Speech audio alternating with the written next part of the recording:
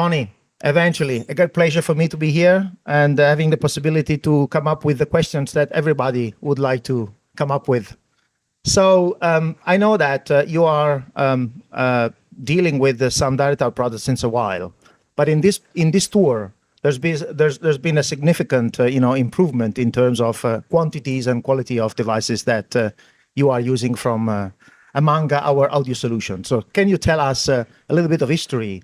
Who introduced you for the first time, and which are the features that you had to have covered, and then you could successfully deploy and answer with our systems and our solutions? Yeah, well, we did a bit of research. I was using a different front end for the EQ distribution to Dom. We were using Lakes for a long time, and I think I was using those for certain reasons: the coloration, also the functionality.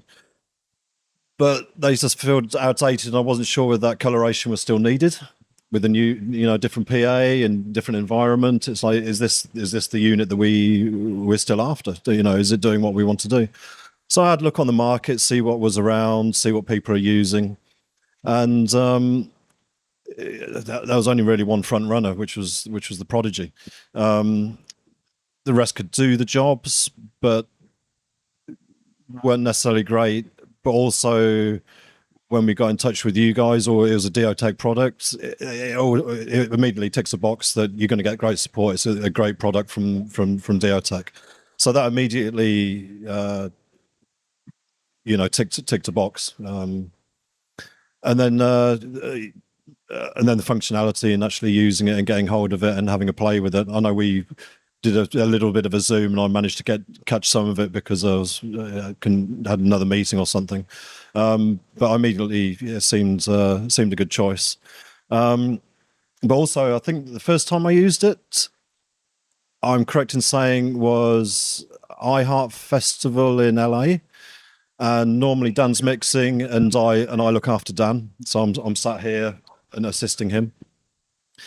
He had COVID, so I had to mix the show, and I didn't have me sitting behind me.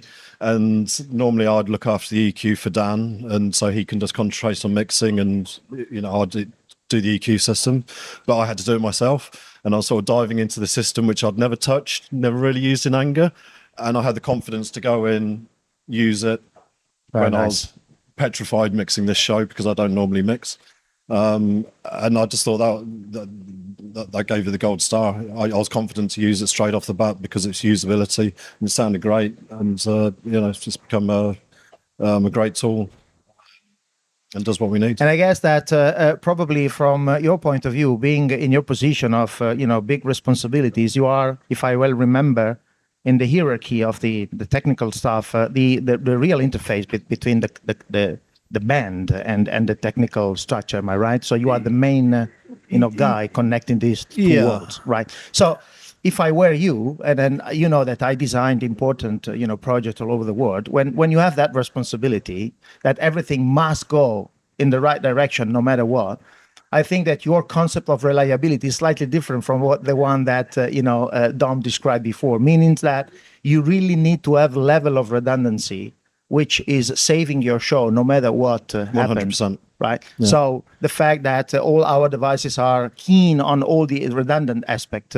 probably has been another addition to the bunch of reasons why going in that direction. So reliability in terms of resilience and number of technical redundant aspect can save the unpredictable situation, or let's say not the standard procedure, a clocking issue, a format incompatibility, because you design something synchronous, but then something happened, and for some reason the signal is not synchronous any longer. Having the possibility to get through immediately with immediate reaction and to face those kind of unpredictable problems is, if I were you, and I've been in your position many, many times, of a paramount importance, I guess. Yeah, 100%. Yeah. I mean, everything has to be predictable. There can't be any unpredictability, because then you're a fish out of water. You have to know what's going on and what the movements are. And so in your rack, you have both the Prodigy MC and the Prodigy MP, and I guess the Prodigy MC is because you needed lots of local IOs for your analog inserts and stuff like that. Yeah, I mean, we tried different versions on the last tour,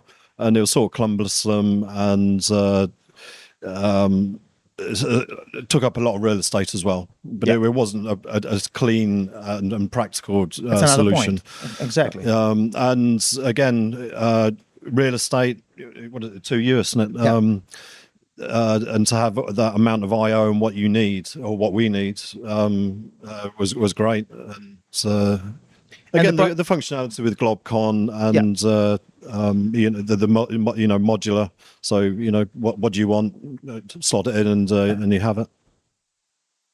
And then in this case, different from DOM, you are getting the clock from the same work clock distribution, which is clocking all the other digital equipment in front of us. Yeah, am I correct. right? Yeah. Perfect. So you have a clock generator for the entire system, Yeah, including correct. the optical rig, Yes. the consoles, and all the other digital we devices. have a master clock, and I mean that's a sort of another conversation. But we've ended up having a master clock, so that clocks all the backline, and then the optical loop, which does the Digico loop, and that's the clocking source. Fantastic. Thank you so much, Tony. You're welcome.